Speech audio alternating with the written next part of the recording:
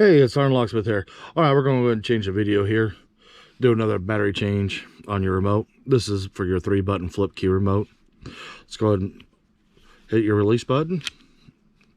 Now that it's open, you'll notice inside here, you'll have the seam of the 2 halves, and you'll see you do have a little line here. This corner right here is where you want to go ahead and put a little bit of pressure with your finger. So let's go ahead and push outward. And you notice the cover just came off.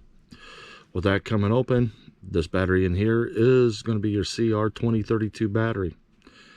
And we're going to see if we can do it with our finger. Sometimes it will let us, and this one did let us. So with that, I'll show you again. You push down on the battery, push towards this direction, and you notice the battery pops up. We are using new remotes on these videos, so we'll go ahead and just reinsert the same battery. Go ahead and put it in. You notice the battery didn't stay? I'll show you why. This is what you got to watch for. So go ahead and push it in, push down, and then slide it back. So you're going to push the battery so it gets under here. Then once it gets under, pull back on the battery so it latches under here. There's that little piece of plastic that's going to hold the battery down. But if it wasn't in right, the battery would be popped up, so you'll know you'll need to redo it.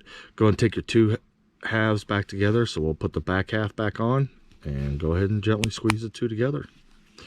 Go ahead and put the flip blade back in, and there you go. You just changed the battery on your 3-button flip key remote. Thanks for watching SgtLocksmith.